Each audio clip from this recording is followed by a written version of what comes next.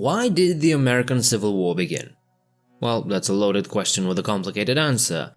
But if we try to boil it all down to one word, the answer is obvious: slavery. Specifically, the southern states relied economically on slavery, at least in part, but the North and most of the Western world disagreed. Now, this is quite obvious for anyone with a little knowledge in history, but on the back end of this chapter, it was racism again that actually doomed the South. What am I talking about?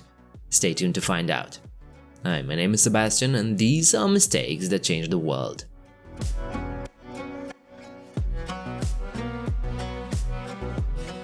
For years, Robert E. Lee had won almost every battle, and yet the Union pressed the rebels on all fronts. The entire Mississippi River was in the hands of the Union. One problem was personnel, or rather, a lack of it.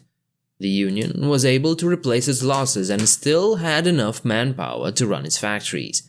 The South, on the other hand, was suffering from a severe shortage of both soldiers and skilled workers. This on top of the fact that they had an incomparably weaker industry. Even these victories had cost them dearly. They simply could not find replacements in time.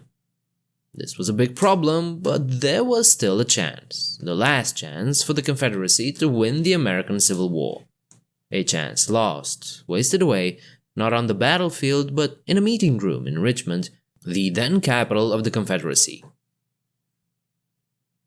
In January 1864, two of the most important men in the Confederacy were Secretary of State Judah Benjamin and General Patrick Cleburne. The two proposed a plan whereby slaves who would volunteer to fight for the Confederacy would be granted their freedom and that of their families after the war was won. You might not know this, but there were already around 30,000 people of color serving in the Confederate Army, often as servants, although many of these were actually mixed race. This proposal was also a response to Lincoln's Emancipation Proclamation.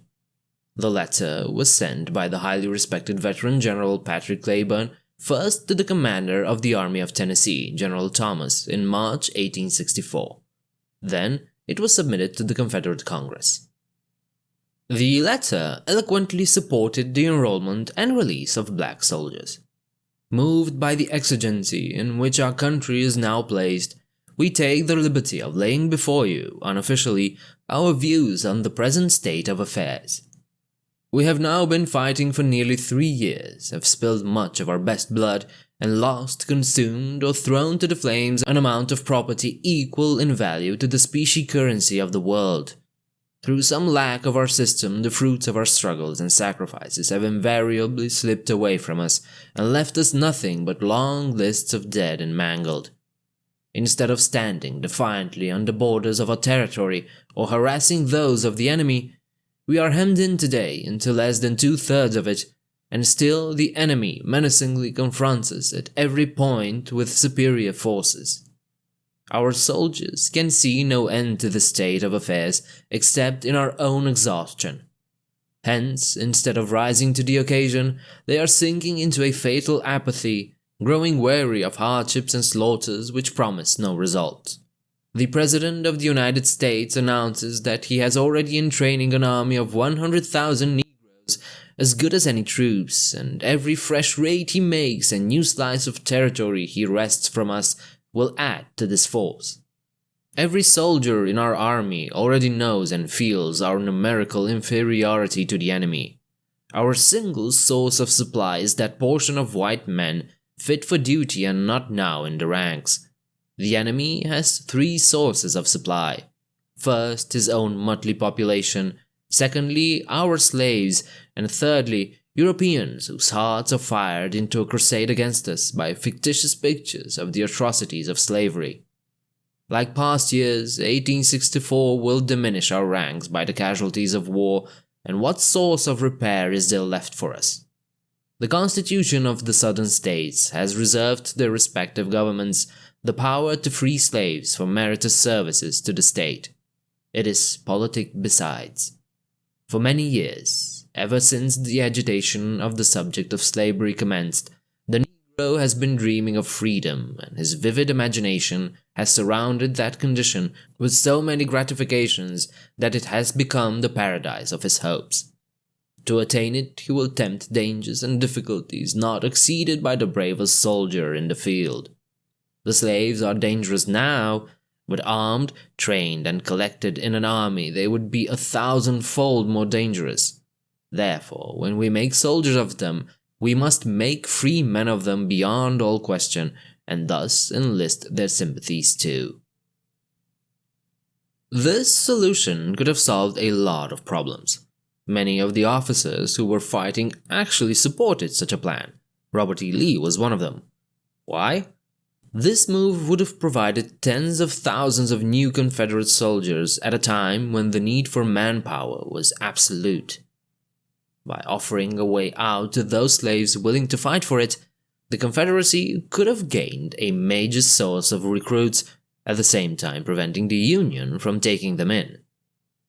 The Union population was tired of war and the ever-increasing number of casualties. Recruit riots were commonplace, and after 3 years of conflict, enlistments were becoming increasingly difficult. Thus, more than 100,000 black volunteers served in the Union Army by the end of the Civil War. Many of them were escaped slaves, and they were a relief from the pressure of conscriptions. If they had seen a way to freedom that did not involve a dangerous escape and reprisals against their families, many slaves in the South might have chosen to fight on the side of the Confederacy, which could have meant 50,000 additional Confederate soldiers and 50,000 fewer Unionists. A step towards the emancipation of slaves in the Confederacy would have also brought them closer to obtaining recognition from Great Britain and France. Which, by the way, made sense. A victory for the South had always been seen as being in the economic interest of both European nations, given that the Confederate States were their main supplier of tobacco and cotton, while on the other hand, the Union was their main competitor in the manufacturing market. However, the issue of slavery, which by now had long been prohibited in both countries, forced them to keep their distance.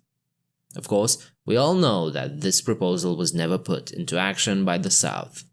The idea of offering freedom to slaves in exchange for their enlistment in the Confederate Army was never going to happen.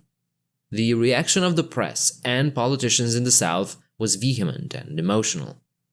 The idea was condemned by both the Confederate Congress and the Davis administration. It was both racism and the desire to prevent the Union from achieving what it had wanted from the outset that were stronger, even though their situation was desperate. By June 1864, Richmond was already under siege, and in November, the independent army of Union General Tecumseh Sherman cut deep into the heart of what was left of the Confederacy. To put it simply, there were not enough people left to stop Sherman, but that outcome had not been inevitable. On the other hand, if the Southerners had implemented the policy suggested by these two very respected leaders in the Confederacy, today we would probably have two separate and weakened nations instead of one mighty superpower formed by the union of 50 states. I hope this video was interesting enough to have inspired you to look into it further on your own. If you liked it, leave a like and subscribe. You can leave your comments downstairs, and you can also check out my Patreon page if you want to support me. I do hope to see you next time. Bye.